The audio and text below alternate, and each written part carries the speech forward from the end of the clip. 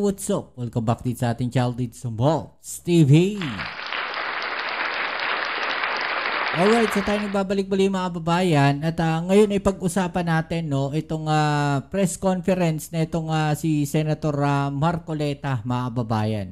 Doon sa nakaraang video ay pinag-usapan natin kung bakit nga ba gustong-gusto niya o atat na atat siya, nagmamadali siya mga kababayan na ilagay sa Witness Protection Program itong mag-asawang Diskaya mga kababayan. Kasi nga daw nanganganib ang buhay mga kababayan, di ba?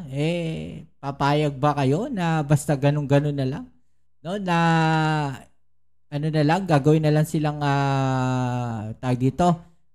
witness mga kababayan, di ba? At ilalaglag na lang nila basta kung sino-sino. Problema kasi diyan, basta paano kung basta na lang magtututuro yung mga yan, kung sino-sino. Siya mismo, mga babayan, alanganin siyang naniniwala sa mga diskaya. Parang sinasabi niya dito na kahit nagsisinungaling na, yung mga diskaya, okay lang. Diba? Yan ba? Ganyang klaseng senador ba yung dapat nating paniwalaan, mga kababayan? Ito nga si Senator Marcoleta. Diba? Na parang mas pabor siya, na proteksyonan. Itong mga diskaya kaysa sa kapakanan, ng sambayan ng Pilipino. Tandaan ninyo, mga babayan, bilyon-bilyon, ang naging proyekto ng mga yan, mga babayan, na kung saan yung mga project puro sablay. Kailangan pa ba ng ebidensya?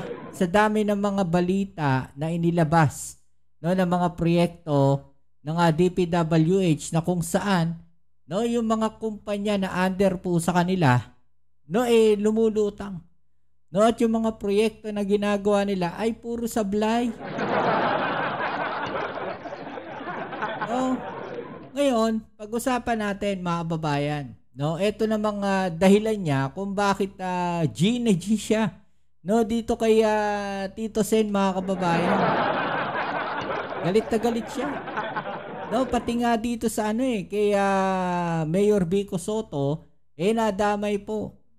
Kasi sinasabi niya mga kababayan, na politika, parang politika yung motibo dito dahil kalaban nga daw po, sa nakaraang eleksyon ni Mayor Vico, etong mag-asawang Diskaya o si Diskaya mga kababayan sa pagka-mayor.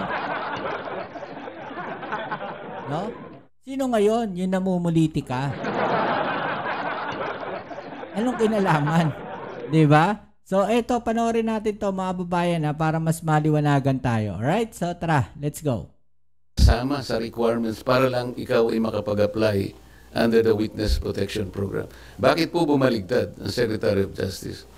Ngayon po, sinasabi ni Senate President, nagmamadali daw po ako na mabigyan sila ng Witness Protection Program. Yun po yung sinasabi ng batas. Hindi ba? Hindi ka ba nagmamadali? Sa palagay ninyo mga babayan, hindi ba nagmamadali? Hindi ba atat na atat? Ito nga si Senator Marcoleta, mga kababayan. Naproteksyonan. Ito nga mag-asawang Diskaya. Paano naman, mga kababayan? Paano naman yung ibang mga nagsalita na kung saan may mga senador na kaalyado nila, hindi rin ba bibigyan ng hindi ba bibigyan ng proteksyon yung tao na yan? 'Di ba mga kababayan? So kawawa naman, 'di ba? Kawawa naman. Dapat lahat bigyan, hindi lang yung Diskaya. 'Di ba? So eto, tuloy natin, ha? Pag hiningi nila with their consent, sapagkat nanganganib ang buhay niya, hindi ka magmamadali. Ilalagay ko po ba sa kamay ko ang kaligtasan ng mag-asawa niyo? Paano naman po si Bryce Hernandez? Diba? Si Bryce na nga nagsabi na natatakot siya na ibalik sa Senado. Diba? Kasi baka kung ano mangyari sa kanya doon, mga babayan. Bakit gigil na gigil? No, itong si Senator Marcoleta.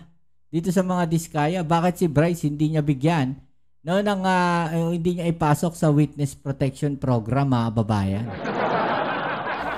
Sila po ay nagkusa gumawa ng salaysay.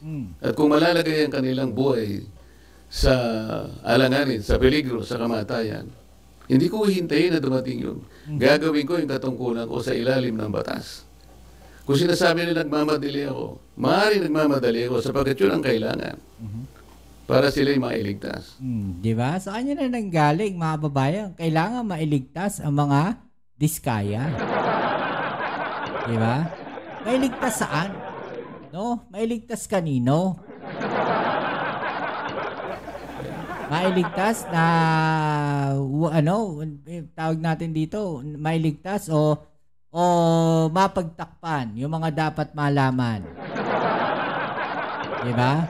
Hindi ko sinasabi na yun ang ginawa ni Senator Marcoleta, ha? Yun ay opinion ko lang. Diba? Baka diskarte yun. No? Strategy. Diba? Na para walang makalapit sa kanila, mga kababayan.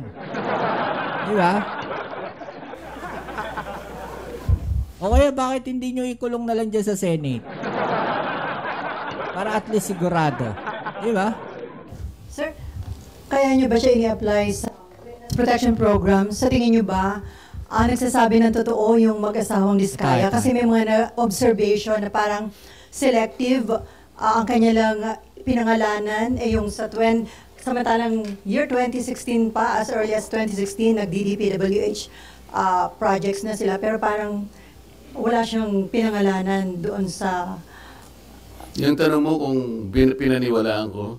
Eto mga babayan, ha. Sabi niya, ang tanong mo kung pinaniwalaan ko. Tingnan nyo, iba naman ata yung tanong ng media. Ito po ako, alim ng batas.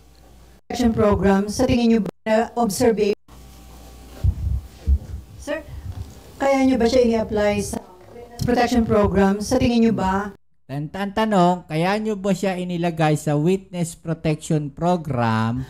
Nagsasabi ng totoo yung mag-asawang diskaya kasi may... Sa tingin nyo po ba nagsasabi ng totoo ang mag-asawang diskaya? So, yun yung tanong, ha? No, kaya nyo po ba siya nilagay sa witness protection program? Sa tingin nyo po ba nagsasabi ng totoo ang mga diskaya?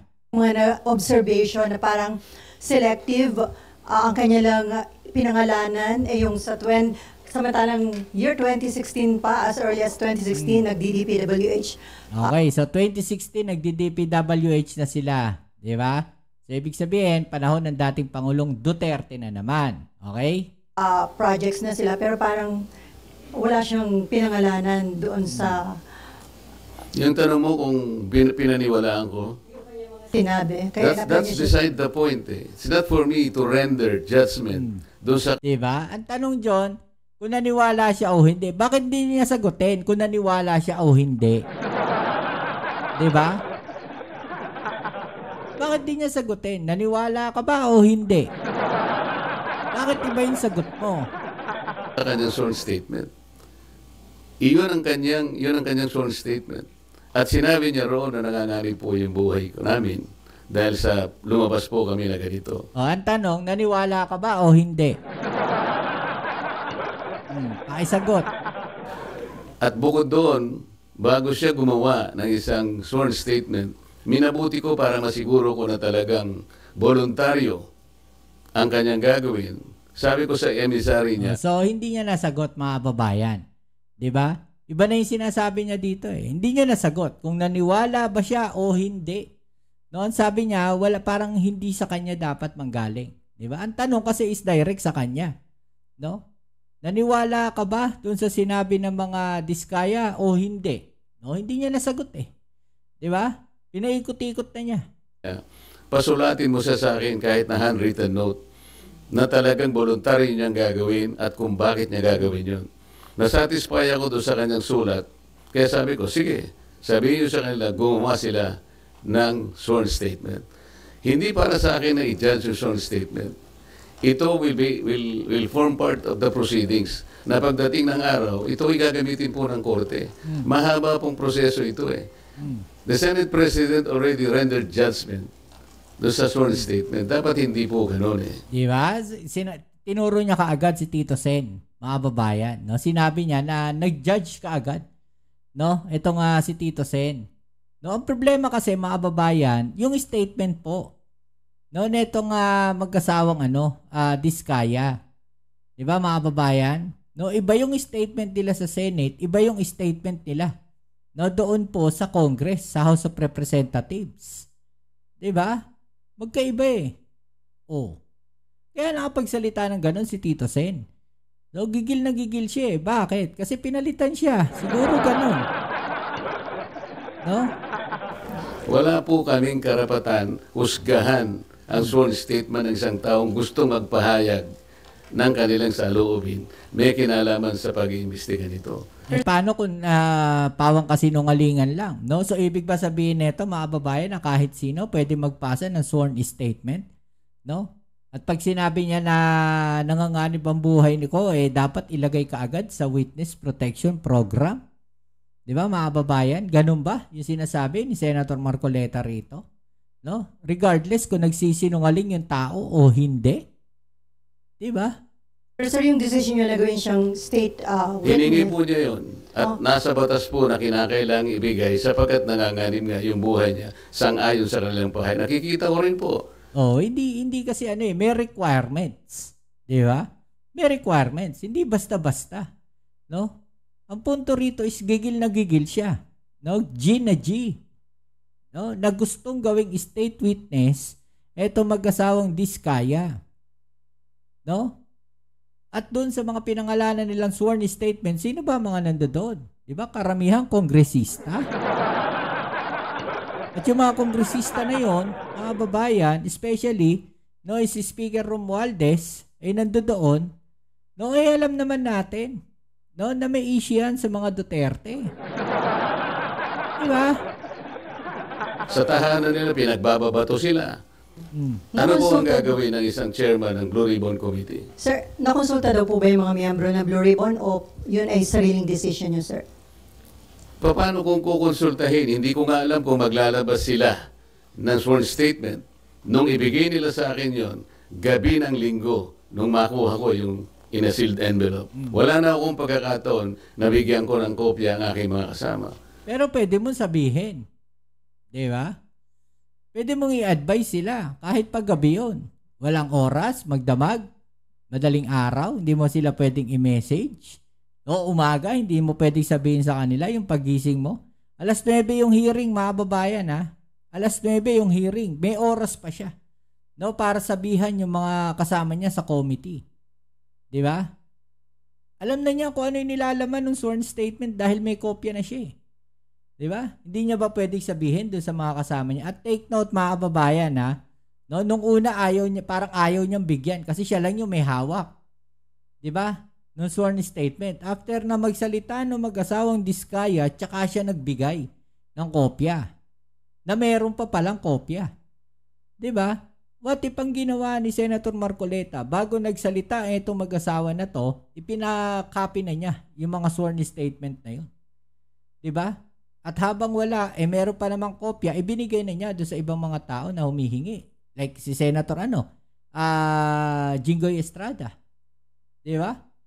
Bakit hindi niya binigyan? After magsalita, tsaka niya binigyan, mga kababayan. Di ba? Bakit? So dahil magsisimula ng 9:00, doon ko inihayag yung sworn statement. Hi, sir. Sir Mean po from TV5. Sir, I Yes, need to ma'am. ask this. Kasi sinasabi kaya daw po ang bilis ninyong inirekomenda maging state witness, nagkaayusan na. Would you want Sino po to- nagsabi nun? Sir, yun yung mga nag-circulating among netizens, sir, nung time na lumabas yung letter na... Sana po merong nagsabi talaga kasi mahirap mag-speculate ng ganun. Nilabas, nagmadali po ako. Ako po, sinasabi ko sa inyo ang katwiran ng dapat magmadali. Yun po yung yun po yung sinasabi ng batas. Binasi ko po sa batas lahat ang aking ginawa.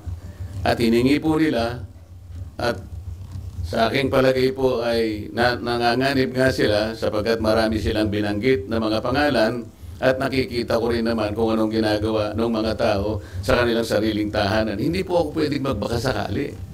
Ayokong ilagay sa kamay ko yung kaligtasan nila. Kung hindi ko po ginawa, ako po ang nasisi. Baka iba po ang tanong nyo sa akin ngayong umagang ito. Sir, since malinaw at matibay po pala yung sandigan kung bakit nyo ginawa ito, would you seek audience with Senator Ping as the new Blue Ribbon Chair para po makiusap or paliwanag sa kanya ba't kailangan maging state witness yung Discayas? Alam ko po, alam niya ang tuntunin ng ating mga batas. Iyon po ay sinasaalang-alang ng batas. Hindi po ako naniniwala na hindi nila alam. Babasahin lang po nila yung Republic Act 6981. Nandun po yung mga provision. Sino-sino ang pwedeng mag-apply. Ang requirements po, sila po ba ay covered ng mga requirements? Sila po ba ay pasok doon sa mga requirements? Alam po nila kung papasok o hindi. Hindi ko na kailangan makipag-usap. Kung kinakailangan, bakit hindi? Ngunit, baka mamaya sinasabi nila, pinagtatanggol na naman ako. Ang dapat po niyong mapansin ay ganito. Bakit po nila ginadjudge yung sworn statement? Wala pong sino sa amin ang pwedeng mag-judge. Not even the Senate President. Ako nga pwede akong magsabi na baka siya yung may pagkukulang ba't niya ginadjudge. Sapagkat alam ko yung mga... Ano yung sabihin may pagkukulang? Nag-uumpisa pa nga lang. Diba? Hindi pa nga nag-uumpisa si Senator Ping. Diba? May pagkukulang na kagad. Ganon. Ikaw yung nagja-judge. Diba? Siya yung nagja-judge. No? Kasi kitang-kita, halatang-halata, mga babayan. No? Alam na nga ang taong bayan na nagsisinungaling yung mag-asawang Diskaya. Siya na lang ba hindi nakakakita? Diba? Pwedeng mag-judge. Not even the Senate President. Ako nga pwede akong magsabi na baka siya yung may pagkukulang ba't niya ginadjudge. Sapagkat alam ko yung mga Diskaya, kalaban ng pamangkin niya sa politika. Meron akong babanggitin sa inyo na mga ibang pangungusap na ginawa niya na kailangan po nating linawin din. Kaya ito ang dahilan kung bakit ko kayo pinatawag sa isang press con. Ito po mula sa ANC Head Start. Interview ni Ms. Karen Davila about the Blue Ribbon Chairman being a lawyer. Sabi po ni Senate President Soto, there is no such thing as a rule, dapat abogado yon. Abogado ka nga, di ka naman magaling mag-imbestiga, di ba? Chuckles. Nakalagay. So useless. Unang-una po ako, wala akong in-insinuate na dapat ang chairman ay abogado. Ito lang ang in-insinuate noong isang babaeng hanggang ngayon hindi makamove on kung bakit ako nanalong senador. Alam na po ninyo yun. Pinipilit po ba nila sinabi ko ito? Hindi ko po sinabi ito. Pero sila nga po may pasaring rito eh. Abogado ka nga, hindi ka naman magaling mag-imbestiga, di ba? Saan po nila nakuha yun? Sino po ba yung magaling? Bakit tayo magkukumpara? Wala naman nagkukumpara. Sinasabi lang. 'Di ba? Parang opinion lang 'yon. No? Wala namang sinabi na abogado nga si yung dating humahawak ng Blue Ribbon, hindi naman marunong mag-imbestiga. 'Di ba? Siya rin naman yung nag-insinuate dito sa tingin ko eh. 'Di ba? Parang isinisingit niya yung sarili niya. Ito po sinabi niya, September 10, 2025. Sa totoo lang, 1PH, Joe Francisco, Chicky Vergel, Cheryl Cosim, SP Soto, may suspetsa na kami na inedit yung affidavit ng Diskaya. How can the Senate President say this? What is his basis for doing this? This is a serious charge. Sino po ang nag-edit? Ako po ba pinatutungkulan niya? Sir, isa na lang from my end. Sir, yung doon lang sa Camp Crame, sabi nyo sablay na binalik doon si Bryce, pero ngayon nasa Pasay City Jail, you're okay with that, sir? Alam mo ako, hindi ako pala away. Ang gusto ko lang kasi, the processes of the Senate and the integrity of the inquiry will not be compromised. Okay, so yan mga kababayan, ito napag-usapan at napag-himay-himay lang natin ngayon mga kababayan. Pero ako honestly, no, kung titignan niyo maigi, no, hindi dapat ilagay no sa witness protection program itong mag-asawang Diskaya, mga kababayan. 'Di ba? Hindi dapat ilagay. No? gusto nila maging state witness para saan? 'Di ba? Tapos kailangan nilang i-meet yung mga requirements. Less guilty ba sila? No? O not the most guilty? 'Di ba, mga kababayan? Pero kung natitignan natin maigi, no? Sino ba? Mga kababayan, yung kumikilos. 'Di ba? Sino yung kumukuha? Sino yung gumagawa? Mga kababayan. 'Di ba? Yun yung dapat imbestigahan talaga dito. No? Ano nangyari? 'Di ba, mga kababayan? Kung makikita rin natin, ako obserbasyon ko lang, mga kababayan, ha? Wala akong sinasabi na totoo. No, ganito talaga yung ginagawa ni Senator Marcoleta. Pero naging observation ko kanina, nang tinatanong siya kung naniniwala siya sa mga diskaya doon sa sinasabi nila, at sinasabi nga na bakit 2016 hindi kasama. No? Ang kasama lang doon sa mga in-expose nila, yung mga nasa 2022 na. Panahon ng dating Pangulong Bongbong Marcos. Di ba? Kaya siguro nakapagsalita itong si Tito Sen na gano'n, na inedit. Di ba, mga kababayan? Nasaan nga naman yung 2016? Nasaan nga naman yung 2016? Imposible naman. No, nakakuha sila ng ganong karaming proyekto during the time ng dating Pangulong Duterte, pero wala silang kinausap. Di ba? Wala silang binigyan noong panahon na yon. Pero ngayong panahon ng Pangulong Bongbong Marcos, meron na. Pero kung titignan ninyo, no, doon sila umangat sa 2016 hanggang 2022. Yung panahon na kung saan ang Pangulo ay dating Pangulong Duterte.